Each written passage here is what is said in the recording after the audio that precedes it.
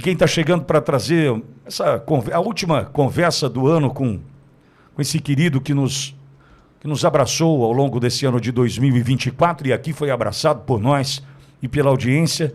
É com muita honra que eu recebo mais uma vez aqui o meu presidente, o nosso eterno presidente, Jair Messias Bolsonaro. Presidente, bom dia. Como é bom poder conversar com o senhor, presidente. Bom dia, Pitoli. Obrigado pela oportunidade. Vamos tentar aí. O programa é seu, você fica à vontade de perguntar o que quiser. E nós vamos buscar aqui a resposta e mais do que isso, né? Trazer algo de útil, de importante, não é crítica pela crítica. A pessoa que critica, por exemplo, ela tem que mostrar uma alternativa. Olha, eu fui contra isso, aqui que se faria no lugar dele? Você falar, não sei, essa crítica não vale. A crítica tem que ser construtiva. Então, hoje, dá para 2 anos do atual governo, né? Ou desgoverno, dá para fazer muitas comparações. E não adianta, a economia é a base aí de uma sociedade, né? De um país para ser sério e para se inserir nos melhores do mundo. Obviamente, outras pautas são importantes, mas a economia que costuma segurar na cadeira presidencial a autoridade máxima daquele país. Presidente, eu agradeço a oportunidade. Tratar com si, né? E se fosse, é difícil, mas eu queria ouvi-lo, presidente. Se o senhor estivesse no posto Paulo Guedes, onde estava, fazendo um trabalho brilhante, toda a equipe, onde estaríamos hoje? Qual era o plano de voo para o senhor para esses 2 anos de um eventual segundo mandato, presidente? Apesar dos problemas que o mundo teve com a pandemia, com a guerra lá fora, tivemos um extra no Brasil, a crise hídrica de 21. Mas isso foi praticamente para todo mundo, então vamos voltar à realidade. Nós terminamos 22, o Brasil com 54 bilhões em caixa. Atendemos, você não vê uma crítica de prefeitos, em qualquer lugar do Brasil, sobre os repasses feitos pelo nosso governo. Ou seja, a equipe do Paulo Guedes tratou com dignidade todos eles, porque tínhamos uma meta, né? O Paulo Guedes sacou lá uma frase, né? Menos Brasília, mais Brasil. Ou seja, sem falarmos que éramos municipalistas, começamos atendendo pela base, os prefeitos. Você não viu nos meus 4 anos marcha para prefeito em Brasília? Tivemos no atual governo. E os caras vêm para cá para quê? A marcha para prefeito? Atrai de recursos. Vem com o pires na mão, implorando recursos que já são deles, que são represados pelo governo porque ele gasta demais e tem que cortar aqui, lá, acolá, acaba cortando ou retardando certos repasses. Tínhamos, inclusive, uma proposta muito grande. O Brasil é um país muito rico, não falar o governo federal, o Serviço de Patrimônio da União. É trilionário o patrimônio da União. Então, tínhamos uma proposta, estava lá no forno, para nós começarmos a desfazer de muita coisa e dividir essa receita com estados, municípios e a própria União. Quando se fala União, como nós tínhamos teto de gastos, ia bater a nossa dívida interna. Então, era um governo que, na parte econômica, é o ministério mais importante. E o Paulo Guedes tinha com ele o planejamento e também indústria e comércio. E ele coordenava e comandava muito bem essa área. Eu acho que hoje o Pitoli estaria voando. Esses problemas que estamos enfrentando, não teríamos enfrentado, porque a gente vinha tomando as medidas para corrigir os excessos. Quando você fala em gasto, por exemplo, o governo está gastando mais do que arrecada, você não vê nada pela frente, você não vê uma obra, você não vê nada. É gasto mesmo, é desperdício, a despesa é com roubo de estatais. Conosco, as estatais passaram a dar lucro, agora estão dando prejuízo bilionários, tá? E alguém tem que socorrer. Quem tem que socorrer? É o Tesouro. Então, essas questões você não via acontecer e não veria estar acontecendo agora, até pela forma como o Paulo Guedes conduzia. E eu sofri também com isso, porque tinha ministro que queria gastar. E quando a gente conversava com o Paulo Guedes, geralmente a minha conversa era sozinho, né? Eu levava os anseios, os problemas, e falava no final, a adesão é tua. E ele tomava adesão, na maioria das vezes, né, dizendo não a esses ministros. Até porque diz aqui que o sucesso da política é saber dizer não. E ele sabia porque tinha o meu respaldo. E o Brasil foi para frente. Se você vê, quando você fala que terminamos 22 com 54 bilhões em caixa. Agora há pouco estava conversando aí com o Saxida, né, que eu também trabalho na economia, Na reta final, ele foi ser ministro das Minas e Energia, deu um banho lá. E algumas coisas, conversei com ele aqui. Nós reduzimos de forma permanente muitos impostos. Como, por exemplo, diminuímos em 1/3 o IPI de 4 mil produtos. Aí estava incluída geladeira, fogão, bicicleta, um montão de itens. Também botamos, além de zerar os impostos federais dos combustíveis, botamos um teto no imposto estadual dos combustíveis. Tinha estado que cobrava 35% de ICMS na gasolina. Botamos um teto. Com o parlamento ao nosso lado. Não foi nada foi na canetada. Passamos para 17%. A energia também, botamos um teto no ICMS da energia. O pessoal vê certos estados, como por exemplo aí o Pará, que produz energia em abundância elétrica e é uma das mais caras do Brasil. Botamos um teto lá, 17%. A questão dos telefones também. Botamos um teto, ICMS, 17%. Aí você pode falar depois do DPVAT, que nós zeramos, além de outras coisas para facilitar a população brasileira. Quando você vai na carteira nacional de habilitação, nós botamos passando de 5 para 10 anos. Não tem cabimento, você tira uma carteira com 20 anos de idade, depois de 5, 50 tem que renovar. Eu até, nós falamos, discutimos bastante assim, o ano que vem agora, faço 70 anos, não me considero velho, muito pelo contrário, eu acho que estou bem para caramba, mas a partir dos 70, você pode ali botar um limite de 5 anos para renovar a carteira, pode até fazer isso aí, mas tudo bem, botamos para 10 anos a validade. Teve estado como São Paulo, Ângelo Tarcísio, né, que o pessoal aumentou as taxas para você renovar a tua carteira. Opa, vai passar de 5 para 10 anos, a princípio se perde metade da arrecadação, vamos aumentar o valor das taxas para renovar a partir de 10 anos. Ou seja, o governo de São Paulo anterior, sabe quem que era, né? Resolveu fazer caixa, já que o presidente Bolsonaro diminuiu, aumentou a validade da carteira, vamos aumentar as taxas para renovar a carteira, para a gente não perder a receita. Ou seja, em vez de o governo colaborar, e o Estado, ele contribuía para continuar como está no tocante à arrecadação. Quando você fala em habilitação, por exemplo, eu como deputado não consegui passar de 20 para 40 pontos para se perder a carteira. Mas quando eu cheguei na presidência, lógico, facilitam as coisas. E tinha um excelente trânsito do Tarcísio, que governa São Paulo no momento. E nós passamos de 20 para 40 pontos para se perder a carteira. Porque o colateral de trânsito é muito rígido. Para você que está aí no táxi na rua, no Uber, numa van, no ônibus, num caminhão na pista, você ultrapassar 20 pontos é muito fácil. E às vezes você está no retão, uma descida, o cara bota 60 por hora. Nem bota 80, bota 60 por hora. Daí é fácil você ganhar uma multa em cima disso e ganhar pontos na carteira. Passamos para 40 pontos, facilitou a vida aí do caminhoneiro. E quando se fala em multa, né, você pode ver, muitas vezes isso ajuda a aumentar o valor do frete. Fica mais caro para você na ponta da linha. Então, a indústria da multa no Brasil, que existia, nós reduzimos bastante. Tínhamos 8 mil radares, né, passando para 1.000 e poucos radares. Eu queria zerar isso aí praticamente. Não foi possível. Eu tive agora na Rio Santos, lá na Vila História de Mambucaba. A Rio Santos voltou, está apinhada de parar. Você anda a 60 por hora. De repente 40, lá de vez em quando dá uma colher de chá para 80. Ou seja, é uma dor de cabeça enorme para você que está no Rio e quer dar vou com a minha família hoje de manhã, voltar de noite, conhecer Paraty. Você perde a vontade. Quando você vê a quantidade de lombadas eletrônicas, de pardais, você não vai. Sim. Ou se você for, tem que estar preparado para pagar uma multa. Ou seja, nós facilitamos muita coisa lá atrás, e isso vai ajudando a economia a rodar. Presidente, agora, diante do que a gente está vendo, dessa destruição causada, vejo que a economia será um grande desafio para 2025, não sei como chegaremos a 2026, e nós estamos sonhando e lutando pela volta do senhor, né, nas eleições de 26, retomando a presidência em 2027.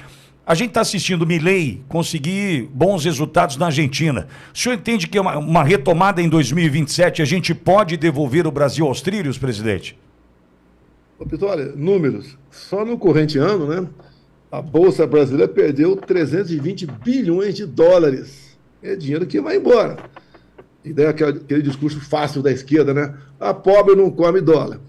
Nem eu como dólar, nem você, ninguém está nos ouvindo, come dólar. Mas tem que ter um pouco de disciplina intelectual para entender. Quando você tem que trabalhar mais aqui para comprar o mesmo dinheiro, né, dolarizado, as coisas chegam mais caras aqui no Brasil. Isso vai ter que ser repassado. Isso vai para para o supermercado. E hoje em dia, eu sempre converso com o povo, né? Fiquei agora 6 dias lá em Vila História de Mambucaba, tive 2 cercadinhos, cercadinho de Mambucaba, e ali quem frequenta essas pessoas humildes. Não é um turismo caro, até porque, com todo respeito à Baía de Angra, né, merecia coisa melhor se tivéssemos um bom prefeito em Angra. Não temos. O prefeito lá cuida da vida dele apenas, mais nada além disso. Então você vai em Angra, por exemplo, é quase que uma favela aquele morro. O porto ali não recebe navios de cruzeiro, tá? Então você vê, eu converso com o povo, como é que está o preço do feijão, do arroz, da picanha, da carne, da galinha, dos ovos, da carne de porco, e todo mundo reclama que tem subido bastante, né? Acima de 20% só nesse último ano praticamente. Então ele sente isso na pele, o salário continua o mesmo, o governo se gaba de ter uma taxa de desemprego lá embaixo, ele sabe que isso é uma mentira por parte do IBGE, porque quem não procura emprego, para o IBGE está empregado. Para quem recebe qualquer aí benefício social, Bolsa Família, está empregado. Então, sobra uma quantidade bem pequena de pessoas para você saber se está empregado ou não. É uma grande mentira. E essa mentira é corroborada pelo fato de ter aumentado o número de pessoas que procuram o seguro-desemprego. Então, com números mentirosos, fabricados no IBGE, não serve para você balizar a economia, até porque quem vai no supermercado ou na quitandinha é que sente o problema e vê que algo está errado no governo. E assim sendo, há uma crescente insatisfação com o atual governo, que é um governo que não tem qualquer preocupação com a economia brasileira, muito pelo contrário, diz que ninguém mais do que ele tem mais responsabilidade fiscal no Brasil, se é que ele sabe o que é responsabilidade fiscal. Ninguém mais do que ele, por exemplo, afasta as grandes democracias de nós, com a sua política de, por exemplo, achar que o Hamas não é um grupo terrorista, porque o Maduro foi reeleito numa normalidade, sabemos que não foi. À véspera das eleições dos Estados Unidos, faltavam 4 ou 5 dias para as eleições, o Lula fala que a volta do Trump seria a volta do nazismo e do fascismo, uma outra face. Então, é um governo que se distancia das grandes democracias, que são os grandes países que sempre são bons parceiros. Se afasta de Israel, obviamente, em função de Israel, então não tem como dar certo.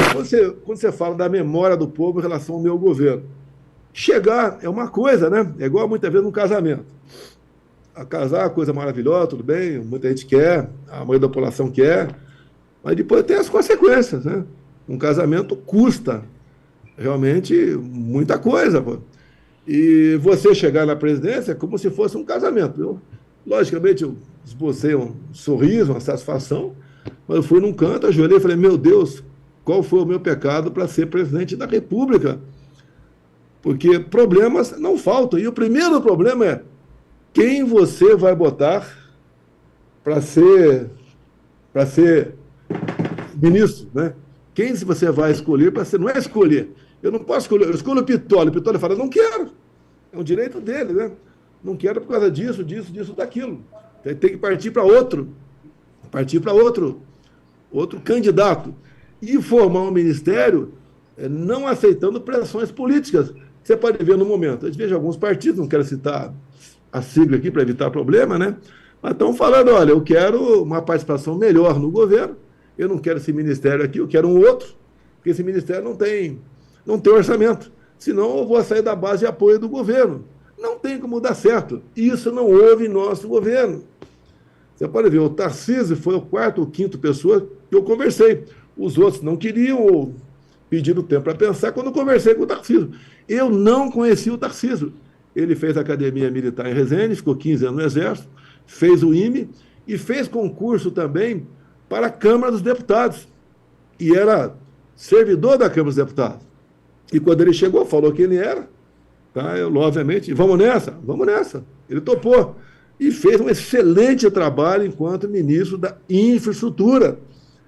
Tá? Eu acho, com todo respeito aos demais do Brasil, né, dificilmente tem alguém outro parecido com ele. E está fazendo seu trabalho em São Paulo, um gestor que ninguém pode duvidar da sua gestão em São Paulo. Vou mais além, a questão da segurança pública. É o estado que tem o menor número de mortes por 100 mil habitantes. Então, tem mérito dele com o Derrite, tem mérito. Agora, problemas acontecem? Acontece. Agora, a gente não pode crucificar o Tarcísio, crucificar o Derrite, pelo deslize de alguns, que acontece, uma polícia militar que tem 90 mil homens, é uma excelente polícia militar também, sempre quando passo por São Paulo, converso com eles, no momento de folga, tá ok? O Tarcísio deu um reajuste, o pessoal que estava há quase 10 anos sem reajuste, ou mais, ele fez a sua parte e pegou o Estado com problemas. Como agora resolveu, com a questão de bares e restaurantes, que poderia passar para 12% o ICMS, que estava 3,2%, se eu não me engano, passou para 4%, fizeram um acerto, todo mundo ficou feliz, e o Tarcísio, obviamente, mantém o seu estado saudável na questão orçamentária e vai tocando o barco. Então o Tarcísio aceitou vir trabalhar com a gente. O Paulo Guedes eu conheci um ano antes, e daí eu tive alguns encontros com ele, um foi no Hotel Sheraton, no Rio de Janeiro, na Barra, e mais outros encontros lá na Ípica, etc. E conversando com o Paulo Guedes, é uma pessoa que ninguém eu conhecia no meio político, eu conhecia assim, alguns conheciam como um excelente economista, mas no meio político ele nunca tinha participado para ninguém. Lógico, fiz o convite, ele fez as suas condições para o lado de lá e aceitei. E olha só, não trocamos o ministro da Economia, que é muito comum nos governos trocar, está dando algo errado, trocar. Já teve, sim, grupo de 10 ministros pedindo a cabeça do Paulo Guedes para mim, no momento de crise. Que a gente passou, teve a crise lá da Covid, a da guerra.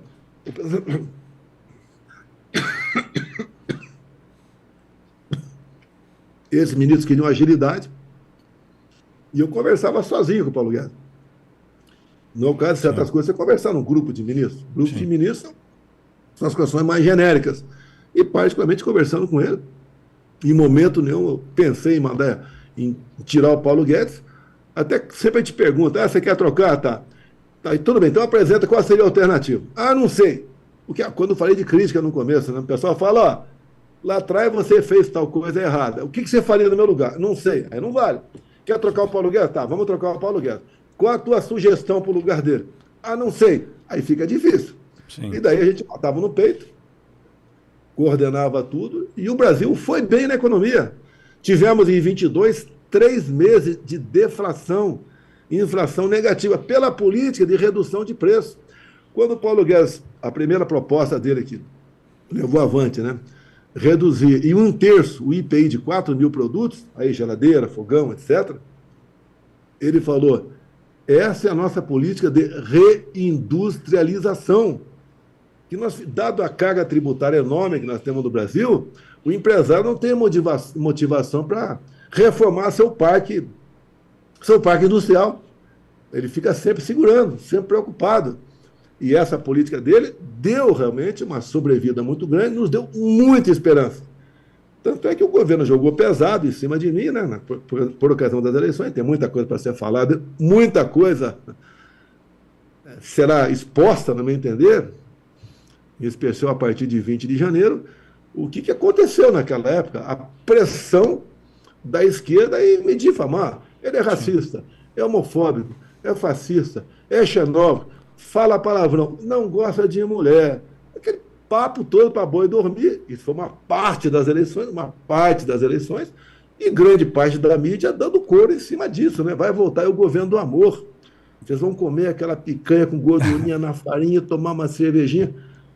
Aliás, presidente, falamos disso hoje pela manhã aqui, de como o senhor foi tratado nesse processo de tentar desumanizá-lo. Agora, presidente, tem uma outra situação que é a seguinte, quando qualquer um pensa em desistir do Brasil, eu falo assim, pega a agenda do presidente Bolsonaro e vê se aguenta. Vê se esse homem aí desistiu do Brasil. O cara viajou o ano inteiro, o tempo inteiro, de norte a sul, leste a oeste, o senhor esteve, em especial como principal cabo eleitoral do Brasil, né, fazendo, né, essas viagens para mostrar a importância do voto de cada cidadão na escolha do prefeito, do vereador, enfim, formando uma base para 2026. Se for por quilometragem, tá rico, né, presidente? Porque o que o senhor viajou em 2024 foi um absurdo. E o senhor entende como missão cumprida? Para aqueles que pensam em desistir do Brasil, que recado que o senhor tem, presidente? Gilson, o Pitoli, eu estava há poucas semanas lá com o Gilson, lá em Milagres, né? Ele até estava lá tocando a sanfona dele e pegamos 2 minutos e botamos no ar, né? Eu termino, falo algumas coisas em 2 minutos e termino. Se Deus me levar hoje, eu vou feliz, missão cumprida. Nós mostramos para o Brasil as suas potencialidades. O pessoal estava há pouco tempo acostumado que situação, oposição era PT e PSDB. E o PSDB está praticamente extinto hoje em dia. Não torço contra o PSDB, né, contra partido nenhum. Mas o PSDB está praticamente extinto no Brasil hoje em dia. Tá? E nós vimos que eles eram muito parecidos. E eu fui um aborto, né, da natureza, uma falha do sistema, a minha eleição. Ninguém acreditava. Tá? Eu não sei o que me levou a disputar a eleição. Em novembro de 2014, eu estava lá na Academia Militar das Agulhas Negras, deputado, e sempre tinha segurança do meu lado, né? Sempre, no mínimo, ali um tenente-coronel do meu lado, do lado do deputado, que não era para me atender tanto, para evitar, obviamente, que eu conversasse com alguém que não devia, com a tropa, era vigiado pelo próprio Exército Brasileiro, tá certo? E dali, não sei porquê, aconteceu, eu estava indo para o local onde ficavam as autoridades, e ali na entrada do pátio tem lá o Rio Alambari, né? Eu estava na região da ponte do Rio Alambari, tinha lá uns 300 e poucos garotos, né, do quarto ano que poucos minutos depois seriam declarados aspirantes. E eu entrei no meio deles, não tinha ninguém me vigiando. E esse vídeo aí está no YouTube, onde eu falei para eles que eu seria presidente, em 2014, hein? Que eu seria presidente em 2018. Falei que muita gente podia morrer pelo caminho, quase morri. Mas nós tínhamos um compromisso com o Brasil. Brasil acima de tudo, Deus acima de todos, né? Até esse dia eu não tinha sacado isso ainda, que o Brasil acima de tudo, você vê em alguns quartéis, especial na Brigada Paraquedista, agora Deus acima de todos. Eu saquei isso num evento em Brasília, aqui com o Silas Malafaia. Tinha umas 20 mil pessoas presentes, ele me deu a palavra, e eu terminei com o Brasil acima de tudo, e veio assim como do nada, o Deus acima de todos. E pegou. E começamos a andar pelo Brasil. A cidade que mais me marcou foi Manacapuru, no Amazonas. Essa história... Presidente, conta essa história pra gente. Essa história é genial. Essa história é genial. Olha, eu queria uma marca para mostrar a importância da Amazônia para nós, tá certo? A gente fala muito em Amazônia, a maioria dos brasileiros, até por falta de condições, não sai de casa, fica no seu estado. E outra, é difícil viajar pela Amazônia. Os meios de transporte são precários, tá? É o transporte caro, tem que ser um avião pequeno ou pelos rios. Bem, Manacapuru não fica muito longe de Manaus. Eu, chegando lá sozinho, né? Tinha quase 200 pessoas me esperando no porto. Isso foi, se não me engano, 2016, comecei em 2017, e eu comecei a pensar, meu Deus, o que eu estou fazendo aqui? E os caras do porto pensando a mesma coisa, o que esse maluco está fazendo aqui? Candidato a presidente, pô? Chegar no parquinho aqui sem ninguém no seu lado, pô? Bem, bati um papo com o pessoal, fomos na escadaria da igreja, tinha uma fotografia, e marcou, fiz o meu vídeo lá e mostramos um pouquinho o que é essa nossa querida região amazônica, uma região fantástica. Eu digo sempre, o problema do Brasil é ser um país muito rico, o pessoal está de olho sempre aqui, né? Presidente, só uma dúvida, o senhor voltou para Manacapuru eleito presidente? Não voltei. Eu acho que não voltei, não. Eu acho que não, tem uma falha minha, né? Quem sabe eu te voto em 27 lá. Queria saber os 200 loucos lá que esperavam pelo senhor, recebendo o louco eleito, né? Queria saber como é que tinha sido isso. Uma cidade pequena, tudo é festa. Tá? Eu já fui, eu sou de Eldorado, criado em Eldorado Paulista, cidade pequena aí no Vado Ribeira. E qualquer pessoa um pouco diferente é festa, é programa. É algo diferente para você fazer. Eu era esse... De vez em quando eu falo que eu sou o rinoceronte do Jardim Zoológico. O pessoal quer olhar se é ele mesmo, tá certo? Então, isso aí faz parte da vida da gente. Como aquela passagem minha lá em Cuiabá também, né? Eu tive até com o prefeito eleito, o Abílio, do nosso partido, e contei para ele essa história do 2017, se não me engano. Eu estava lá fazendo uma palestra lá em Cuiabá, fui para o hotel 3 estrelas, era que dava para a gente pagar, né? E eu não podia usar a verba da Câmara para viajar pelo Brasil, eu sabia disso. e estava numa pré-campanha disfarçada ali, né?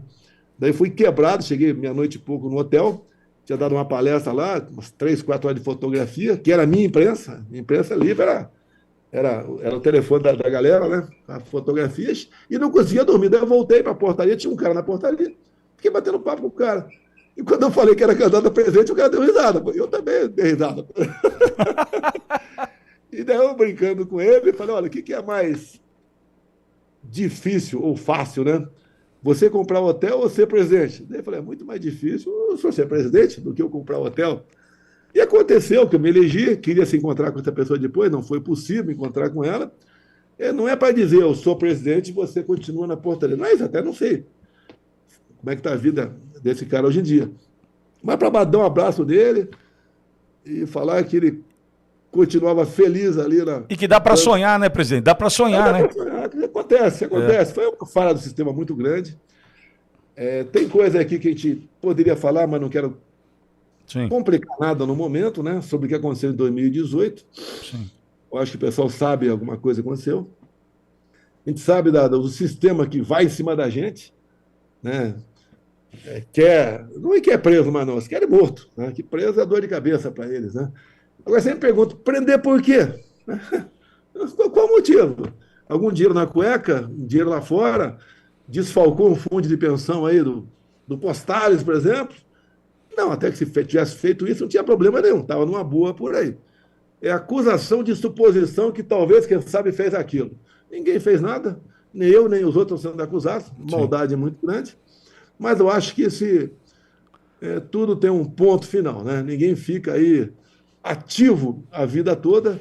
Sim. A gente vê os grandes ditadores pelo mundo, né? Como acabaram Idi Amin Dada, como acabou. Entre tantos e tantos outros fora. E quando a gente fala desse ponto final, a gente passa por um processo que é a escolha do Senado para 2026, né? A gente sabe da importância dessa eleição. Imagino eu que as conversas já começam, né? Por exemplo, eu conversei há pouco com um amigo do senhor, Ivair de Mello, que é deputado no Espírito Santo, né? Sobre o tema, a importância da eleição para o Senado, enfim. Como é que o senhor está desenhando, né, a escolha destes que certamente farão a diferença no Senado a partir de 2027, essa que é uma importante eleição para a gente, presidente? O sistema começa a trabalhar antes, né? Para tentar botar óleo diesel no teu chope, tá certo? E você falou do Evair, é do PP, é um tremendo companheiro, gosto muito dele. Se ele vier candidato ao Senado, vou estar do lado dele. Ele vindo ou não para o meu partido, eu acho que o Evair é um nome fantástico. No Espírito Santo, como nós temos já acertado também o nosso pré-candidato lá na Paraíba, que foi o vice do Queiroga, lá pela capital. Como estamos acertando o Rio Grande do Sul, que é complicado lá, dado o número de candidatos, e eu acho que tem certos estados tem que ter um candidato apenas. Se for dois, vamos supor que você lance dois no Rio Grande do Sul, daí o PP lança um, daí o PSD lança outro, acaba sobrando uma vaga para a esquerda. Nós não queremos deixar vaga para a esquerda. Tanto é que o senador Randolph, né, tinha apertado um projeto, não ia para frente, obviamente, para você ter direito a apenas um voto para o Senado o ano que vem. O ano que vem não, né? Daqui a 2 anos. E não 2 como são atualmente. Ou seja, uma proposta causuística, mas que ia ajudar muito ao PT, no mínimo, fazer com que nós não tivéssemos uma maioria qualificada no Senado. A gente não quer a maioria qualificada para perseguir A, B ou C. Nós queremos uma maioria qualificada, porque se alguém resolver botar a cabeça fora da toca e fazer barbaridades, como temos visto, né, uma pessoa fazer por aí e falar, bicho, está aqui, ó, cartão amarelo e cartão vermelho. Eu tenho certeza que o Senado, recuperando o seu poder, sua isenção, que não tem no momento, nós podemos falar que a democracia ressurgirá em nosso país. Nós não temos democracia atualmente. Que se a gente... Eu estou na minha frente aqui, então olha só, vou até te mostrar aqui um volume aqui, né? Aqui, ó. Tá, bastante. São 537 páginas. Eu estou estudando o relatório final do Parlamento Americano sobre a Covid.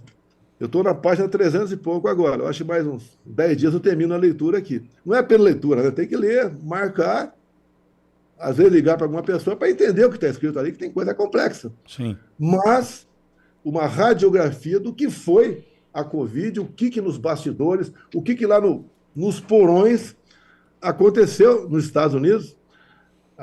O grande ensinamento que o americano tirou, que a gente pode ver daqui, eles não podem continuar, eles dizem lá, começou até no governo Trump essa preocupação, não pode ficar dependente apenas de insumos de um país, e sabe que países são esses, é um país é a Índia, ou é a China, não pode, eles têm que ter a sua própria indústria farmacêutica, que a gente sabe do poderio econômico enorme dessa indústria farmacêutica, sabe disso aí, mas o americano eu estou chegando à conclusão aqui, como, por exemplo, aqui, o que eu vou falar aqui não é nada polêmico, né? A decisão da segunda dose da vacina foi do presidente Biden, os grandes estudiosos da infectologistas lá não tinham esse pensamento, tanto é que, como foi quase que uma imposição do governo Biden, eles conseguiram ainda conduzir a segunda dose para certos grupos, com morbidade, idosos, tá?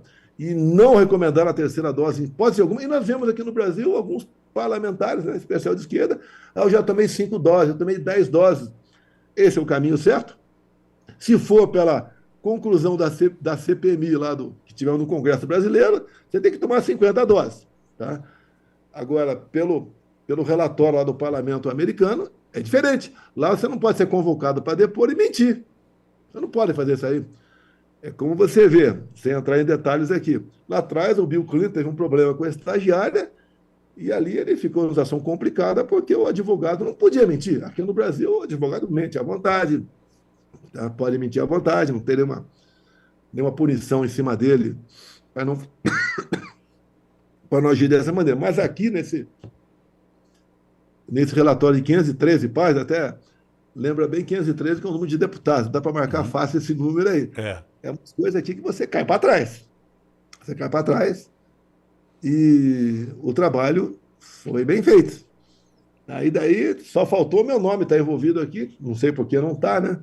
Mas tem alguns chefes do mundo que até o momento o nome está envolvido ali para o bem ou para o mal.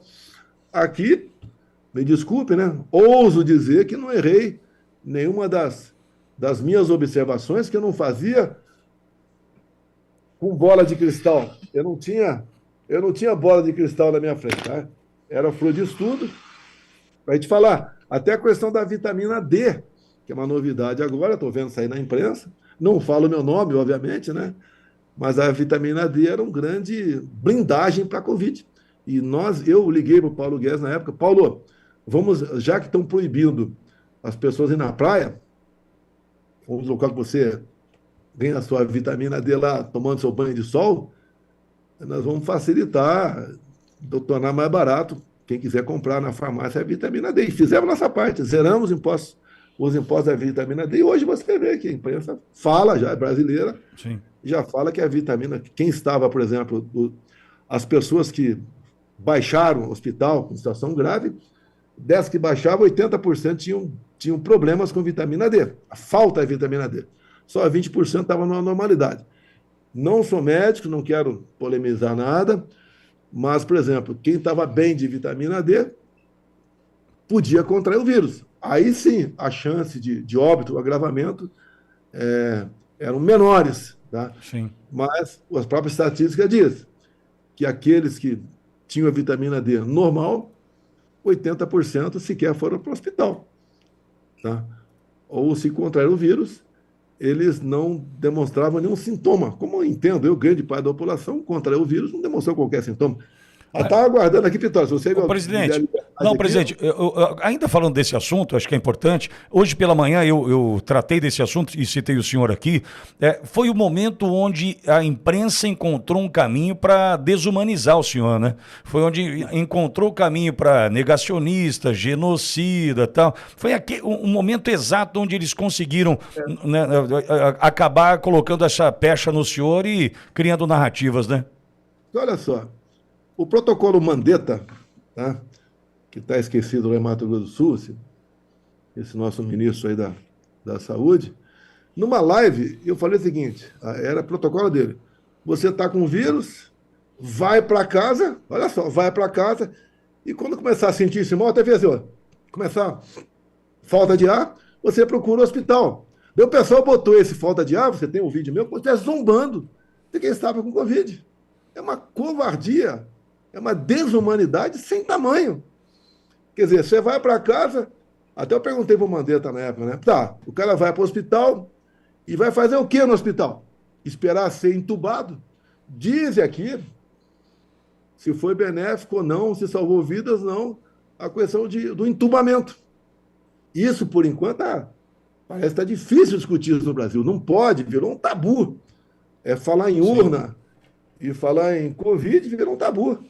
Você é terraplanista. Tá? Terraplanista. Eu fui um dos melhores alunos da Academia Militar das Agulhas Negras no tocante de topografia. Eu sou terraplanista, né? Eu sou negacionista. Daí falavam que eu negava tudo quanto é vacina. Essa vacina é experimental.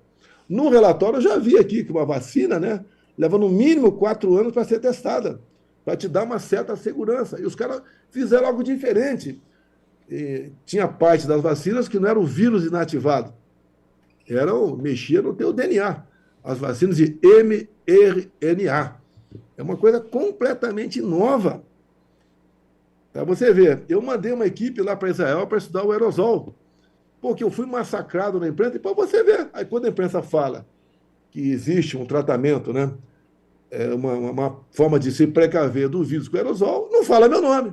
Mas quando eu mandei, eu fui massacrado. Tudo era sem comprovação científica. Nada tinha comprovação científica, como até hoje não tem. E o pessoal foi para cima dos médicos que receitavam lá, não vou falar o nome aqui que pode dar problema, né? Que receitavam alguma coisa. Foi para cima dos médicos. O médico não é que tem o direito, não tem o dever, pelo seu juramento lá, de buscar salvar a pessoa que está com um problema. Não interessa quem seja a pessoa, se seja de esquerda, direita, se seja um bandido, um padre, um pastor, seja quem for. É obrigação dele salvar vidas, como é do advogado defender alguém. Lógico que se eu fosse advogado, se você fosse advogado, não defenderia certas causas, né? Mas faz parte da vida aí da gente, defender. Como eu lembro no meu tempo de estudante, era o científico, né? Era o grupo, 4 anos, tinha o ginásio, 4 anos, e depois você tinha um concursinho, provinha de admissão, ia fazer trade científico. Quantas vezes na sala de aula, lá, olha só, Eldorado Paulista, uma região do Vado Ribeiro, uma sala do Vado Ribeiro, lugar pobre, e os professores ali faziam debates. Você vai defender isso, aquele vai ser contra essa tese. E discutia em sala de aula. Quantas vezes eu queria defender, mas era obrigado a condenar, que era um trabalho de sala de aula. E nós discutimos. Por ocasião da pandemia, você não podia fazer nada. Exato. E você pode ver as decisões que... Aqui está, eu já li aqui, não quero entrar em detalhe ainda, o que o americano tinha da OMS, Organização Mundial da Saúde. É o país que mais contribuía, mas segundo o relatório aqui, tinha um outro país, né, que é uma potência econômica e militar, um país nuclear, obviamente, que ditava as regras da OMS. Inclusive, para ir, quando grupo de cientistas foram para a rua, de alguns países não podia entrar no laboratório, que sofria acusação que teria sido vazado ou não o vírus. Ou o vírus veio de morcego ou não veio. Então, é uma discussão complexa. Não é minha formação, tenho dificuldade para entender, converso com as pessoas, mas aqui, cada meia dúzia de páginas, tem um breve resumo de poucas linhas do que aconteceu. Isso daí, eu acho até, Pitório, não sei se você tem esse trabalho aqui de 503 páginas em português, eu posso divulgar. Eu ligo para a pessoa que me passou isso aí. Eu quero sim, presidente. Agora, é complicado. As primeiras 200 páginas é maçante. É como ler a Bíblia, né? Desculpa aqui, eu já li a Bíblia toda, o começo, né? Você fala em Gênesis, é complicado. Não sei quem, não sei quem, que gerou tantos filhos, que não sei, é complicado. Você não tem muita motivação. Depois, quando você começa lá pelo meio da Bíblia, você começa a empolgar, como me empolguei pelo capítulo de João. Tanto é que eu usei o João 32 por ocasião das eleições. Mateus, entre outros livros, né? Sim. Aí, mais para estudioso. Mas para a gente, esse início aqui é maçante. Dá vontade de desistir, mas eu não desisti. Qualquer viagem de avião minha, né? Já que não tem internet no avião, eu fico lá. Quando eu posso, o pessoal não fica tirando fotografia a viagem quase toda, eu fico lendo ali. E o Andriele filmando o senhor, né, presidente? O Andriele aqui tem essa missão, né, de Querido. é o nosso baixinho aqui que satisfaz aqui, é o mais forte da equipe. É o O presidente, é um querido. Presidente, qual a esperança que o senhor deposita no dia 20 de janeiro? Né? O que o senhor pensa que essa data simboliza para a gente, olhando para a posse do Trump? O que o senhor pensa? O que o senhor tem a dizer para nós sobre esse dia? A eleição do Trump, aquelas pautas identitárias da esquerda, como se banheiro unissex em rodoviária, em aeroporto, se teu filho de 6 anos pode mudar de sexo ou não, e a esquerda batendo em cima, tá? Essa questão de igualdade, nós devemos ter igualdade de oportunidade. Todos nós somos diferentes, tá? A defesa da esquerda, a defesa de terroristas pelo mundo todo, o povo americano se enojou disso aí e foi de Trump. E, obviamente, algumas medidas foram tomadas por parte do Partido Republicano, vigiando as sessões eleitorais, vigiando os locais onde o pessoal depositava cartas para computar no voto. Não podia ser igual aconteceu lá em 2020. E você pode ver, né? Geralmente os bilionários, por incrível que pareça, os bilionários são de esquerda. O senhor Elon Musk mudou a sua visão de esquerda-direita, que não teve um problema com um parente teu, tá? E você vê agora o Zuckerberg também se aproximou do governo Trump, se aproximou do Elon Musk, e estão jogando no mesmo time. Esse pessoal acordou. Hoje, falta ainda Jorge Soros, entre outros bilionários, acordar para isso, né? A gente espera que acorde. Mas houve também uma mudança. E essas plataformas decidiram a eleição ano passado. E você viu agora, eu vi pela imprensa agora, que o governo Trump vai reabrir a investigação sobre Hillary Clinton, né? Através, tendo em vista ali os seus Twitter do passado, que agora vem à tona realmente essas questões todas. Eu vejo que o Trump não é perseguir quem quer que seja, é mostrar a realidade. E que errou, pague. E não inventar narrativas como inventam contra mim o tempo todo. Vira dar golpe com meia dúzia de pessoas, pelo amor de Deus. Pelo amor de Deus, fico até não me sinto bem discutir esse assunto. É abusar da inteligência, né? Por parte da população. Fizemos um governo, no meu entender, justo, na medida do possível, tanto é que grande parte da população, a maior parte da população, sente saudade da gente. E o que eu mais vejo aqui nas mídias sociais é vídeo de pessoas humildes falando volta a Bolsonaro. Eu errei achando que ia ter tudo aquilo que foi prometido, e a esquerda promete, assim, mundos e fundos, e a gente sabe que não é possível. Quando está falando da picanha, você pode ver um boi, dá em média 1 quilo de picanha. Quando você tem, arredondando números, 20 milhões de pessoas só no Bolsa Família, se for contar BPC, você dá mais 30 milhões de pessoas. Vamos lá, 30 milhões. Para você fazer um churrasquinho de picanha por ano, você tem que ter 30 milhões de bois abatidos. O nosso rebanho, se eu não me engano, está na casa de 230 milhões de boi.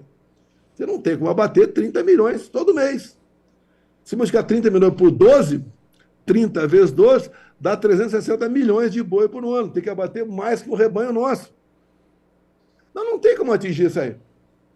É igual um casamento. Vou te dar a lua, acredito quem quer. Vamos morar até debaixo da ponte. Não é bem assim. Quem está se casando quer uma vida mais ou menos tranquila, quer se acomodar, cansou da vida que tinha de jovem ali, outra cabeça, está com seus 30 anos de idade, quer formar uma família, quer ter filhos. É diferente o negócio. Você tem que botar a cabeça no lugar e saber, você quer estar prometendo um absurdo. Vamos prometer outra coisa. É igual eu vi agora o Lula falando, né? Nós plantamos em 23, vamos colher em 24. Exato. Plantamos em 24, vamos colher em 25. E vai plantar o quê em 26 para enganar novamente a população? Você vai cair de novo nessa lorota? Até gente de esquerda está acordando, que não está entendendo mais.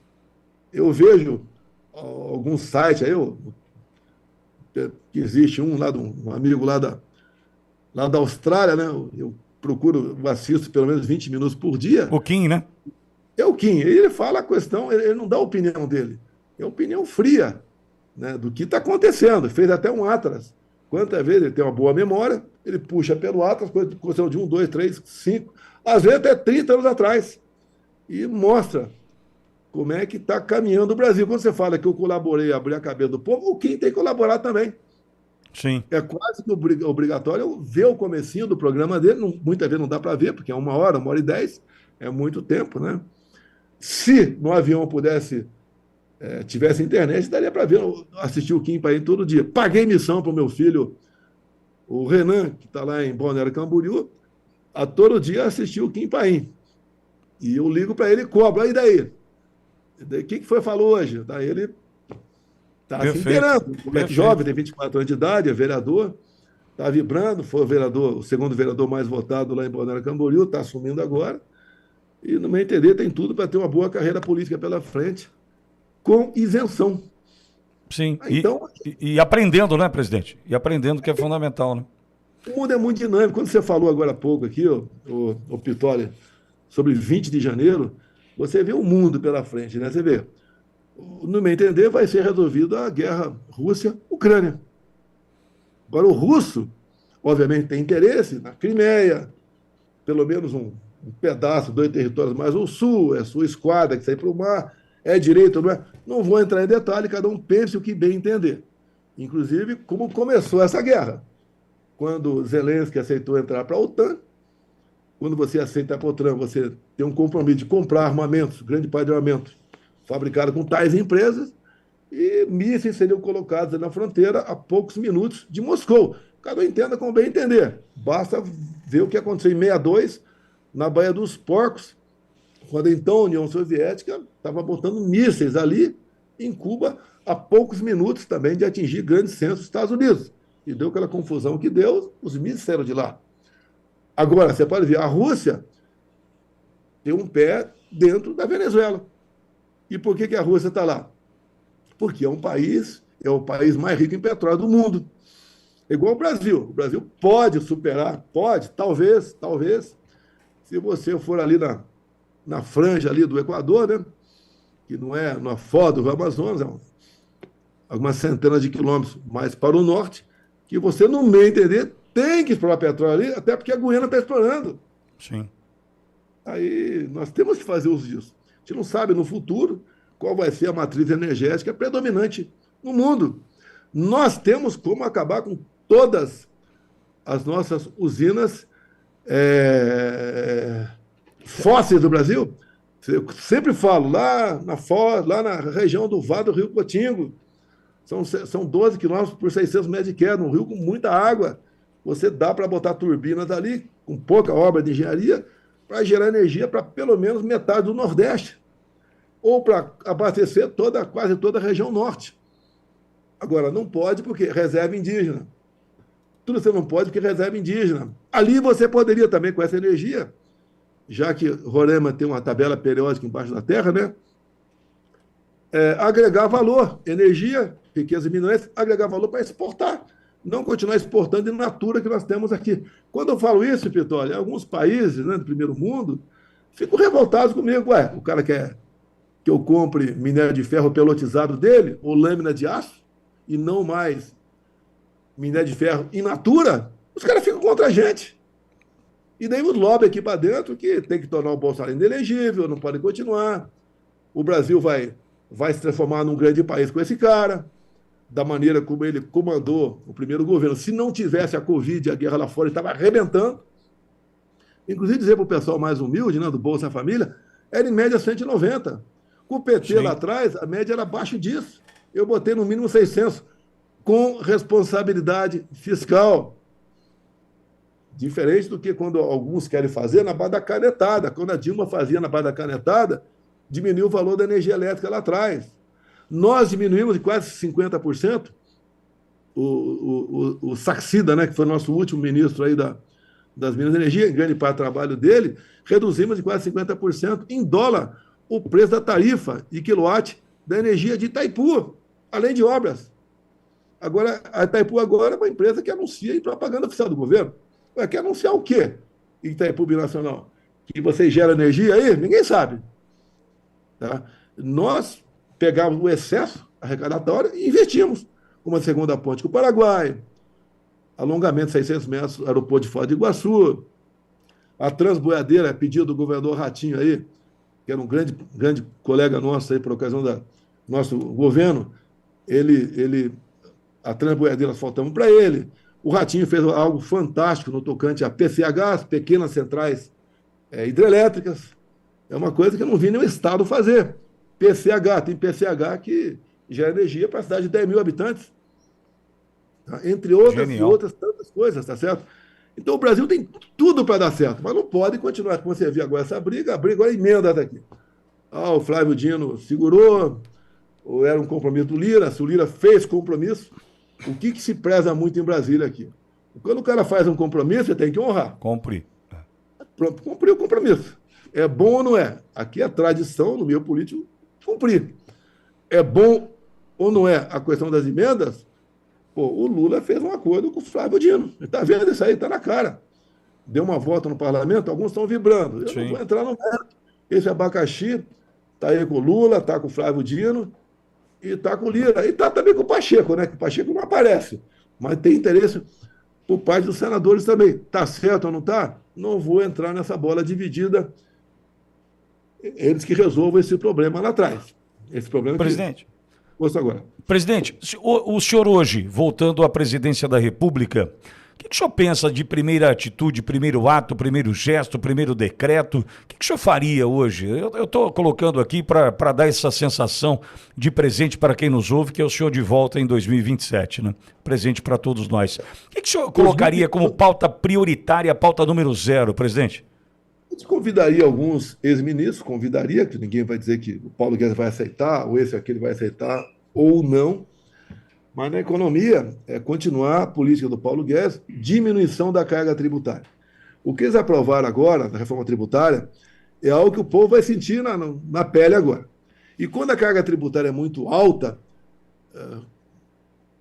quem emprega, quem produz, né, o empreendedor tem duas alternativas: quebrar ou sonegar. A gente não quer nenhum dos dois. Nós demos exemplo da redução da carga tributária, como falei agora há pouco para você, e o Brasil passou a arrecadar mais. Mostrou dar mais esperança para o povo. A Bolsa de Valores funcionou. A Petrobras tinha uma arrecadação enorme, tá certo? Distribuição de dividendos, e agora está com déficit. Eu tive a notícia há poucos dias, Pitão, não sei se você já tocou nesse assunto aí, a Sete Brasil quebrou. Foi decretada a falência dela. Em função disso, 36 bilhões de reais, está lá o buraco, 36 bilhões de reais. Quem mais vai perder com isso são os fundos de pensão. Ou seja, o fundo de pensão, o postado dos Correios, que já tem um buraco de 7 bilhões, vai vir mais um buraco de alguns bilhões para o Postales. Tanto é que o presidente do Correio já caçou o 13º Exato. dos seus funcionários, caçou, e parece que essa cassação vai ser definitiva, para pagar esse rombo lá de trás. Vem mais esse rombo agora da Sete Brasil. O Banco do Brasil também, os servidores do Banco do Brasil vão entrar nesse passivo. E quando você fala dos Correios, né? Eu tinha lá um bom presidente dos Correios, tá certo? Que estava adequando tudo isso aí, e quando nós estávamos dando lucro, nós passamos 4 anos de lucro. É mentiroso esse balanço de 22 que deu prejuízo. Por que é mentiroso? Porque tinha uma dívida, uma ação trabalhista lá atrás, que um grupo de advogados pegou contra os Correios, lá no tempo da Dilma ainda, tá? O Temer questionou na justiça a dívida, achava que não era justa, questionou. Eu questionei na justiça também. E agora, em 24, sem adesão final da justiça, o presidente dos Correios resolveu fazer o quê? Reconhecer a dívida, em torno de R$1 bilhão. Reconheceu a dívida. Grupo de advogados, segundo a imprensa, a esposa do presidente dos Correios está nesse grupo de advogados que entrou com essa ação. Então ele reconheceu a dívida de aproximadamente R$1 bilhão e pegou essa despesa, né, dos Correios de 24 e jogou no balanço de 22. Exato. Jogou no meu balanço, como se eu tivesse dado prejuízo lá atrás em 22. Ele reconheceu a dívida. Ele podia continuar brigando na justiça contra essa dívida trabalhista. E não fez.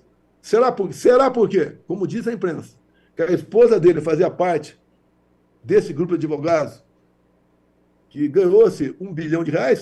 Quanto vai para o grupo de advogados? Não sei, 15%, 20%, 30%, que seja 20%. São 200 milhões para o grupo de advogados. O advogado tem que ganhar dinheiro, tudo bem, ganhou ação, tem que ganhar dinheiro. Mas não foi uma decisão judicial. O presidente dos Correios resolveu, segundo a imprensa, deixo bem claro, reconhecer essa dívida. E também bota na minha conta. Tanto é que eu já conversei com um deputado federal, tenho conversado com o Santos, Rio Grande do Sul, entre outros, tá certo? Para que, talvez via TCU, resolva dizer na conta de quem vai ficar esse passivo trabalhista. Eu sei que é apenas uma questão de números, mas eu não que o meu governo, nós fizemos o todo possível para que as estatais não dessem prejuízo, porque, no meu entender, nós escolhemos pessoas adequadas para dirigir as estatais. Os Correios foi uma dessas. Tá? E agora bota na minha conta, pega 1 bi e bota na minha conta, como alguém disse aí, não sei quem, né? Que no Brasil nem até o passado é incerto. Foi uma prova agora. Jogou para o balanço meu lá atrás, ele resolveu reconhecer uma dívida. Isso acontecia no CEAGESP em São Paulo.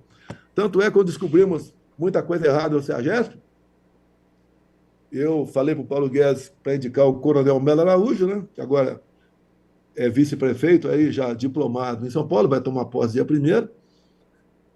E o Paulo Guedes falou, não, tem que botar um bom gestor lá. Eu falei, Paulo, a CEAGESP chegou a um ponto que não é questão de gestão. A CEAGESP é caso de polícia. E ninguém melhor com um coronel recém-saído da Rota, a Rota que é reconhecida em São Paulo, né, até no Brasil, a maneira como eles se comportam, combatendo a criminalidade no Brasil. E o coronel Melo Araújo foi para lá e resolveu essa questão. Eu lembro até contar aqui, tinha um episódio, irmão, de um parlamentar, né, um dos 594 parlamentares, né? Ou melhor, como é São Paulo, a bancada de São Paulo são 70 federais, mas 3 senadores, 73. Um dos 73 queria voltar a agir na CEAGESP. E o Melo ligou para mim, né? Fulano de tal, parlamentar, quer vir para cá, já sei o que ele quer. Eu falei, receba, ele falou, presente, receba aos costumes. Daí ele tinha, dos seus cargos de comissão, muitos foi para a gente da própria instituição, né? Da própria CEAGESP que ocupava o cargo de comissão, mas também tinha um pessoal que era da Rota, que tinha que ter esse trabalho lá dentro. E ele recebeu essa autoridade, né, com esse pessoal da Rota na mesa. Bem, essa autoridade do Legislativo foi lá, ficou sem jeito, né, não pediu nada e foi embora. E a CEAGESP continuou fazendo o seu trabalho. Nunca é demais lembrar. Teve uma passagem, Pitoli, desse pessoal que doou dinheiro para mim de Pix para pagar multas, né? Eu estou usando esse Pix para pagar advogados, que são caros, tá certo? Uma das doações de R$ 100 que mais nos marcou, que você pode escrever no Pix ali alguma coisa, né? E ele falou, presidente, sou aqui, trabalho no CEAGESP, empurrava carrinho, pessoa humilde, né? A gente sabe que R$ 100 faz falta para uma pessoa como essa, ele empurrava carrinho no CEAGESP, falou, estou doando R$ 100, mas antes do senhor, né, eu pagava 160 por mês de propina aqui no CEAGESP. Meu Deus. No CEAGESP. Então ele pagou, deu R$ 100, agradeci, obviamente, tá certo? Mas é uma marca da pessoa que tem a tal da uma gratidão. Até, poxa, eu até recebi. Eu nunca esperava ter 1 milhão na minha conta, passei a ter 17. Agora já caiu quase metade disso aí. E vai embora dinheiro com advogado, não é fácil, né? Graças a Deus estou podendo pagar agora, para a gente se livrar dessas narrativas, dessas mentiras. Aliás, o pessoal quer imputar na gente, né? Aliás, presidente, e qual o papel, na visão do senhor, qual é o papel do povo, né, desse povo brasileiro que torce pelo senhor? O senhor dá uma olhada no chat, o senhor vai ver o tamanho do carinho que todos têm pelo senhor, mas qual é o papel do brasileiro agora, né, para aquele que tá torcendo pela volta do senhor, para aquele que está vendo tudo o que está acontecendo no Brasil? O que o senhor diz para quem nos ouve agora na condição de povo brasileiro que luta pelo bem, defende os valores que o senhor defende também? Olha, eu sou católico, a minha esposa é evangélica. Eu frequentava muito mais a igreja evangélica do que a igreja católica, tá certo? Lá atrás eu fiz uso do João 8,32. E um pastor me disse uma vez que a Bíblia é a caixa de ferramenta do ser humano, né? E eu comecei, depois das eleições, a usar uma outra passagem bíblica, levando-se em conta o que ficou na minha cabeça, que a Bíblia é a caixa de ferramenta do ser humano. Tá lá, né? Eu sei que O que você pode tirar dali seria uma outra coisa até, mas eu tirei aquilo que achava que era justo e adequado no momento. É que diz lá na passagem bíblica, né? Por falta de conhecimento, o meu povo pereceu. Ou seja, como eu disse no começo do programa, você não pode criticar o Pitoli. Pitoli, esse programa está errado dessa forma que você está encarando, né? E você pergunta para o cara, tá, qual é a forma que eu devia, então, encarar melhor esse programa? Ah, não sei. Aí não vale. Aí não vale. A crítica tem que ser construtiva. Você tem que dizer, tá certo? Como seria se fosse você. Eu vi agora um cara falando aí de, pô, baixo nível, não vou falar o nome dele aqui não. O Bolsonaro é isso, é aquilo, um montão de adjetivo ali, mas ele não diz como deveria ser feito. Eu hoje de manhã vi um pequeno vídeo de um médico lá de São José, Santa Catarina, tá? Ele falando o seguinte, né? Eu era um jovem residente e apareceu uma mulher de 23 anos de idade que estava com um quadro clínico horrível. Ela podia morrer em poucas horas. Tirei a pressão dela, estava nesse número, etc, etc. E daí eu mandei passar a cirurgia, e tinha um médico mais antigo lá embaixo, mais velho do que ele, mais experiente. Ele falou, você mandou essa mulher para cá, mas nenhuma tomografia, nenhum raio-x, nada. E eu falei, daí o médico falando, eu falei pro doutor, opera imediatamente, ela morre. Caso parecido comigo, Juiz de Fora. Se fosse fazer uma tomografia, etc., mais 5 minutos tinha morrido. E essa mulher estava nessa situação. Daí, então, ela foi abrir o abdômen dela e ela tinha uma gravidez tubária. E ele disse que tirou alguns litros de sangue, né, da equipe lá de baixo, e resolveu o problema, que a gravidez tubária não vai para frente, tá certo? E ele ficou sabendo de algumas horas depois que ela havia sobrevivido, né? E daí ele resolveu ir lá no quarto de recuperação para ver essa mulher que tinha salvo a vida dele com o seu instinto de médico, de ser humano, que ela devia ser operada imediatamente. E quando chegou no quarto, a mulher começou a conversar com ele e a mulher reclamando. Ele falando, ó, aqui é o SUS, é um quarto que está arrumado, está limpo, tem 4 leitos, né? Não é um leito individual. E a mulher reclamando, que foi maltratada, que não sei o quê, que esperou, que não sei o quê. Daí ele falou, eu esperava, né, falar para ela quem eu era, resolvi não falar. E daí ele falou, eu reconheci ali, com todo respeito àquela jovem senhora, né, a ingratidão. E ele terminou falando o seguinte, eu devo fazer as coisas que agradem a Deus e não ao ser humano. Então, um outro ensinamento que você tira. Você, às vezes, tira um colega de uma situação complicada, não existe a gratidão, apenas crítica pela crítica. Como você disse agora há pouco, a questão do governo. Quanta gente criticando, o cara é genocida, é isso, é aquilo. Deixa eu pegar de novo aqui, ó. Aqui, ó. Eu confio nesse relatório, que obviamente não confio no relatório da CPI do Senado aqui sobre Covid. Algo me iluminou dizendo que devia ser feito. E fizemos o que devia ser feito, independente de ingratidão. Teve gente que foi salvo, né? Na família, dado o que eu falei, sim. Tá? Alguém vai pegar esse recorde e vai falar, tá vendo? O cara está titulando médico. Eu não sou médico, cara. Eu fui salvo, presidente. E aqui na rádio vários foram salvos. Eu fui salvo. E quando você não tem alternativa, eu lembro até do meu tempo de moleque, eu estou com 69, 60 anos atrás. Você lia gibi, você não tinha televisão. Eldorado Paulista não tinha televisão. Você lia gibi. E lá o gibi era Tio Patinhas, era o Kid não sei o que lá, Zé Carioca, e tinha também o Tarzan. E eu gostava de ler gibi do Tarzan. E até uma vez um pitaredáctilo pegou o Tarzan, levou para cima do morro, e não tinha como descer desse morro, né, que ele conseguiu se livrar do pitaredáctilo lá, e eu todo empolgado, né? E daí tinha um rio que entrava num buraco, né? E daí o Tarzan viu que ali em cima ele ia morrer, lendo o gibi.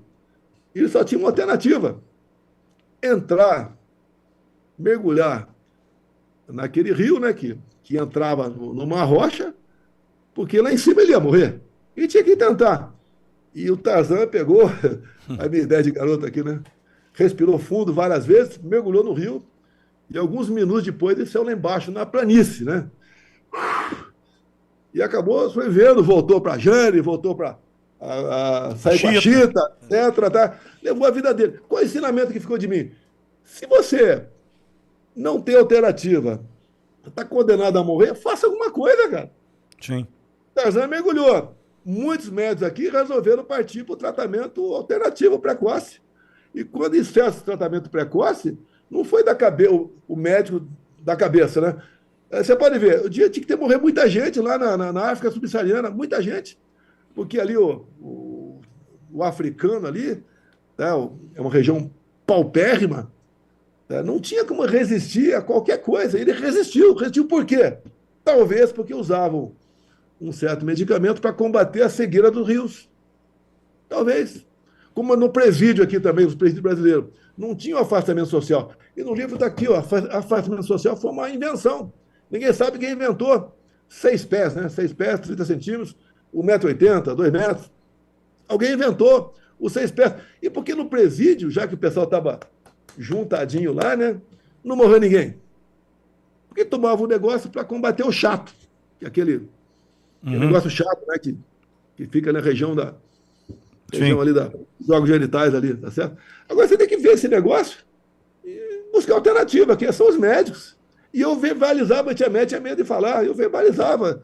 Você não tem alternativa? Faz igual o Tarzan na terra de Paulo Dom. Mergulha lá, pô, você vai morrer mesmo, pô. Ou você vai morrer de fome lá em cima, ou por falta de ar, né? Dentro do rio. Tem que ter uma alternativa. Presidente. Sempre digo, na questão da Guerra do Pacífico, o soldado chegava, não tinha doador mais, que cada um doou o que podia. E o cara resolveu botar sangue, botar água de coco na veia do cara, e o cara sobreviveu. É a nossa vida, pô. Presidente, quando o senhor se pega sozinho ali, na hora de dormir, nas suas orações, o que passa na cabeça do Jair Messias Bolsonaro diante de tanta perseguição, presidente, tantas acusações, nome todo dia no noticiário, é isso, é aquilo. Mas onde é que acha força para passar por tudo isso e como lidar? Como o senhor lida com tudo isso, presidente? Olha, ou você se controla, ou você entra em depressão. Eu sou nascido lá em Glicério, meu pai passou por Campinas, me registrou, e fui morar primeiro em Ribeira, né? Depois em Sete Barras, e depois em Eldorado Paulista. Ali foi a maior parte da minha juventude. E eu ali, em 70, vi ali o exército chegando lá, né, na caça do Lamarca. A história é muito longa, né, mas em 70 o Lamarca estava em Eldorado Paulista, tá certo? E eu tinha 15 anos de idade. E depois entrei na vida militar, prestei concurso para especialista em Guaratinguetá, não fui aprovado, tá? Depois prestei concurso para Escola Preparatória de Cadetes, fui aprovado. Quando eu cheguei lá, eu vi que tinha prestado concurso para a escola errada, porque já tinha o científico. Daí eu estudei para o concurso final do ano e fui aprovado num concurso nacional, 38 vagas na Academia Militar das Agulhas Negras. Então, jamais eu sonhava em ser sargento da aeronáutica, tá? Que fiquei reprovado de especialista em Guaratinguetá. E depois eu passei, fui ser oficial do Exército. E, de repente, a história é muito longa, resolvi me candidatar a vereador no Rio de Janeiro. Pô, eu lembro que a apuração era bastante demorada, vários dias, né? E quando eu vi que fui eleito, o partido lá fez 2, eu e um coronel médico, Ivani de Mello, o nome dele, e 2 vagas no PDC, Partido Democrata Cristão. Foi num domingo, que é o resultado final. Eu tinha uma moto DT 180 Yamaha, e eu vim da cidade num domingo, um pouco trânsito da Vida Brasil. Para andar de moto no Rio de Janeiro tem que ser bom, hein? Desculpa aqui, eu me elogiar. É verdade. Eu rasguei a moto toda, né? Mas tudo. Sou vereador! Vibrando, né, cara? E cheguei, fui ser vereador. E 2 anos depois, sem televisão, sem nada, né? Acabei me elegendo deputado federal em 1990. Estive lá com o governo Collor pela frente. Depois Itamar, né? Dado o impeachment. Depois 8 anos de FHC, 8 anos de Lula, não é fácil. Depois 6 de Dilma. Tá? Daí o Temer já começou a dar uma arrumada na economia do Brasil. a reforma trabalhista foi com ele, e o pessoal bateu muito no Temer, né? Bateu muito no Rogério Marinho. Ah, está tirando direito. Não tira direito, porque está no artigo 7º da Constituição dos Direitos. Então o Temer deu uma certa flexibilizada na reforma trabalhista e começou a dar uma arrumada no Brasil. Tudo que é demais não dá certo. Tanto é que no governo Paulo Guedes, eu estava conversando com ele, gostou da ideia, né? E criamos o programa Minha Primeira Empresa. Aquele cara que está reclamando do patrão, ele vai ter a chance de criar a empresa dele. Criando a empresa dele, vai dar um salário que ele acha justo para os empregados, arcar com todos os encargos trabalhistas e ser feliz. Tá certo? Então, o país das oportunidades. E você pode ver, nessa minha primeira empresa, você pegar governos anteriores, você pega 2010, por exemplo, você levava em média 100 dias para abrir uma empresa. No nosso governo, você passou a levar menos de 24 horas para abrir uma empresa. Nós passamos a ser o governo, né, o segundo governo mais digital do mundo. O Tarcísio, inclusive, com muita inteligência, né, pegou muita gente da equipe nossa e levou para São Paulo. Né, como está o Detran, um excelente garoto da PRF, como está o presidente da Petrobras, está lá com ele também, entre outros. Né? Hoje você, não sei como é que está no resto do Brasil, mas dado o nosso governo, que o Tarcísio trabalhou nele, tem seu mérito também, você compra e vende seu carro dentro de casa. Você passa a comprar e vender seu imóvel de dentro de casa. Na reforma dos cartórios, né? Tantas e tantas outras coisas. Então, o Brasil começou a dar certo, né? Sim. E a gente ia nos mínimos detalhes. Eu sempre conto uma coisa, porque essa coisa para ninguém concordar comigo, né? Junto ao Tarcísio, nós facilitamos a habilitação para hidroavião. Que eu acho que cada 1.000 brasileiros, talvez um se interesse, talvez. Mas nós fomos buscar atrás desse cara que se interessava. Por que a dificuldade de habilitação para hidroavião? Por que a dificuldade de você tirar a habilitação para jet ski? Que tudo que acontece agora, acontece uma catástrofe, a esquerda vai lá e fala, mas catástrofe semelhante, o Bolsonaro estava passeando de jet ski. Eu nunca em catástrofe passei de jet ski, mas em todas as catástrofes, veja quanto dinheiro nós botamos lá. Vê quanto o PT botou de dinheiro no Rio Grande do Sul. Prometeu 5 bilhões, não deu nada. Sim. É só a garganta. Presidente, sim. E caminhando, até estou preocupado com o almoço do senhor, já é 1h da tarde, aqui a gente conversando. Eu queria ouvir uma mensagem que o senhor pudesse deixar para a gente, caminhando para um Réveillon que está aí. Tem brasileiro preso ainda, tem brasileiro foragido, né, fugido para a Argentina por conta do que está vivendo. Tem brasileiro com tornozeleira eletrônica, tem brasileiro angustiado, né, tem brasileiro que sofre por isso, né? O que o senhor tem de mensagem para quem nos ouve agora, para que a gente enfrente um 2025 com a disposição de ver o Brasil vitorioso novamente, presidente? Primeira questão humanitária, né?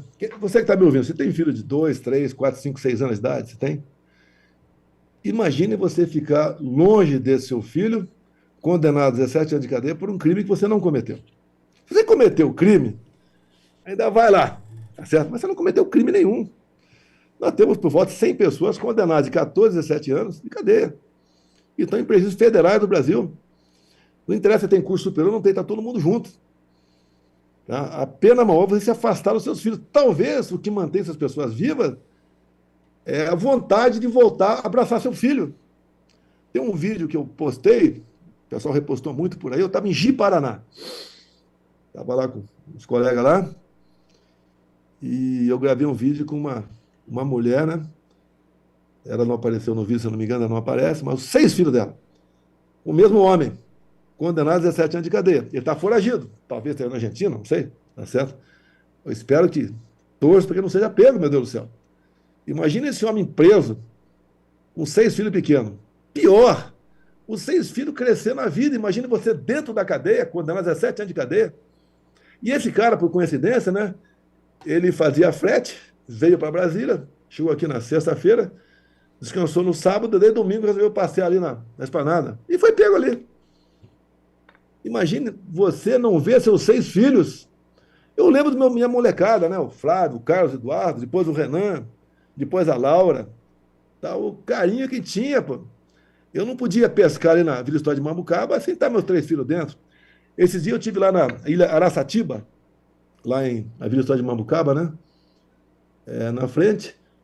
E eu lembro que quando eu era deputado, era vereador, eu tinha um barquinho pequeno de borracha com motor de 5. Um motor de 5. Tá? Hoje o meu de 40, que é um barco chamado, botei um nome esquisito lá no barco, né? Termina com chave, tá certo? Motor de 40, serve 4 pessoas, naquele tem um barquinho de borracha. Era eu, meus 3 moleques. Andava até a Rio de Araçatiba, levava 1 hora para dar uma mergulhada ali. O carinho, os meus 3 filhos do lado, né? O Flávio tinha, acho que, os seus 8 anos de idade, o Carlos 7, o Eduardo 5, 6. Mas o carinho de viver com os filhos. Esse pai não está conseguindo viver com seus filhos. 6 filhos pequenos, o mais velho tem 10 anos de idade. O mais novo de colo, até que eu não vi, tô de colo na mão, segurando pela perna, tudo desajeitado, né? Esse pai está sem ver seus filhos. A minha esposa, a Michelle, fez uma postagem outro dia, né? Se referindo ao caso de não ter dado anistia, né? Para ninguém. Anistiou um montão de gente, o Lula agora, no final do ano, né? Não é a saidinha, não, nem o saidão. É anistia mesmo, você pode. Não botou ninguém do 8 de janeiro. E todo mundo sabe, a não ser umas poucas pessoas querem forçar a barra, que ninguém tentou dar um golpe de 8 de janeiro, meu Deus do céu. Primeiro, com o próprio ministro da Defesa disse, né? Olha, um golpe tem que ter um cabeça na frente, tem que ter força armada. O Temer disse a mesma coisa. O Nelson Jobim, que já foi ministro do Supremo e da Defesa, disse a mesma coisa. Depois o Temer voltou atrás, né? O Temer não. O Nelson Jobim. Todo mundo diz, tem que ter, para dar um golpe, tem que ter algo mais. Não é um cara lá que apareceu no computador dele, um plano tal, não sei o quê. Plano Tabajara, pô. Não tem como ir para frente. É mesmo que você escrever um livro de ficção. Que golpe é esse? Ah, vamos sequestrar, envenenar? Que loucura é essa, meu Deus do céu? Agora tem pessoas sofrendo. Tem pessoa na Argentina que não vê sua família aqui também. Pior, essas pessoas que estão na Papuda e outros presídios federal, um filho pequeno. Aquela mulher do batom, ela tem 2 filhos, acho, 6, 7 anos. Exato. Pô, ele tá sem ver os filhos, uma mãe sem ver os filhos, meu Deus do céu. Que coração, minha esposa falou, que coração de pedra é esse? Que julgamento é esse pela Suprema Corte? Sei lá, em primeira instância, os caras de vez em quando acontece, um juiz de primeira instância fazer barbaridade, acontece. Tá? Mas depois tem que ir para a segunda instância, é a terceira, e acertar esse negócio. Mas essas pessoas são, assim como essas crianças são órfãs de pais vivos, essas pessoas são presas sem crime algum. Um ou outro cometeu o crime de invasão de prédio público, depredação, que pague a sua cota, mas nunca 17 anos de cadeia, meu Deus do céu, nunca. Agora, o Brasil não pode sobreviver dessa maneira. A saída disso tudo é anistia. Eu jamais pensava em ser o Lula, né? Mas o Lula aí tem faca e o queijo na mão, perdoa esse pessoal, Lula. E não fica aí com esse coração de pedra, como disse a minha esposa aqui, não dando aí uma anistia, nada para essas pessoas, que todo mundo sabe que não houve aquilo. Ninguém tentou tomar o poder. O Lula, no domingo de manhã, foi para Araraquara. O Flávio Dino sumiu com as fitas, mais de 100 câmeras. Até o pessoal veja memes por aí, né? Verdadeiro meme. Ou se o golpe do Bolsonaro, por que o Flávio Dino apagou os vídeos? Pô, negócio que não tem cabeça. Isso aí dá um bom recorte até, né? Eu tive há algum tempo com um cara lá de Israel. Tá certo? E ele falou, Bolsonaro, que golpe é esse que o Mossad não estava sabendo? Porque o Mossad sabe de tudo. Sim. Sabe de tudo. Eu falei, não estava sabendo porque não teve golpe, não teve tentativa de golpe. E que tentaram colar em cima de mim, eu estava fora do Brasil, dia 30 eu saí do Brasil. Se eu tivesse ficado aqui, eu acho que eu estaria preso até hoje. Que teve uma comoção no dia seguinte, todos os governadores em Brasília, né? Olha, democracia. Olha, não os governadores, né? Mas quem estava falando de democracia? É quem não respeita o devido processo legal. Sim. É quem não vê a Constituição e entende, né, que, enquanto brasileiro, aquilo é a Bíblia dele. É a Bíblia de todos nós. A Bíblia religiosa é aquele livro preto lá, né? Mas a Bíblia de todos nós aqui no Brasil aqui é aquela, pô. A espiritual é outra. Não vê isso. O que é o devido processo legal? Você já sabe, você está cansado de falar isso aí, eu assisto também muito, de vez em quando, a Oeste, lá com Augusto Nunes, entre outros, né? São pessoas que vão ter a cabeça bastante no lugar e arejada, e fala a verdade. Agora, como regra, ainda, de vez em quando a gente vê já uma Globo, o Estado de São Paulo, uma Folha, mostrando alguma coisa. Agora, quando acabar essa gana de perseguir a direita, eu vou para cima de vocês também. Sim. E a verdade está aparecendo. Está aparecendo. Presidente, sou Quando muito você fala em perseguição, né? Essa última de um contrato de R$ 900 mil para reformar a casa de Mambucaba é inacreditável. É ridículo, né? Olha, o Globo, né? O Globo diz que a PF vazou para o Globo. Eles dizem quem foi a fonte, né? E queriam saber que tipo de mármore eu botei, que tipo de porta eu botei em Mambucaba. Eu falei verbalmente pro pessoal, fala para a Globo aí que não é obra pública, não. Lá não tem licitação, não. Paga quanto quiser. E paguei em Pix. Eu tenho os Pix comigo e estava em imposto de renda. Ponto final. Ah, mas a casa valia 98 mil. Valia porque em 96, 97, esse foi o valor da casa. E você repete o valor. Ah, não, você não pode corrigir pela inflação. Repete. Você só pode corrigir quando você faz uma reforma, como eu fiz, decaiu do imposto de renda, daí o valor da casa passou de 98 mil, mais 900 da reforma, 998 mil reais. Quer dizer, vai em cima disso. E você lembra, Vitória, quando falou que eu tinha comprado com dinheiro meu, né? Sim. 100 imóveis no Vado Ribeira? Sim. Pegar sim. meia dúzia parente meu, um até muito bem de vida, né? Até separado da minha irmã. A grande maioria do imóvel foi comprado por ele. E o pessoal fala, como estava na escritura, né? Moeda nacional corrente, todos, o cartório era assim, até 90, pegar de 90 para cá. Eu lembro que até 94 você comprava telefone em dólar. Você vendia coisa anunciada em jornal em dólar. Que a inflação era uma barbaridade. Era em dólar. Então eu botava na escritura, moeda nacional corrente, não é que é dinheiro vivo. Naquela época era cruzado, se não me engano, não sei. Tá certo. A partir de 94 passou a ser, final de 94, era o RV, depois real. Antes era o cruzado. Agora, tá legal, comprei 100 imóveis, caixa 2, para parentes meus lá no Vado Ribeira. Qual seria a possível origem do dinheiro? Para comprar 100 imóveis, mesmo que lá é um local, não é um local valorizado, Vado Ribeira, mas um pelo outro, eu vou chutar aqui 300, 200 mil reais.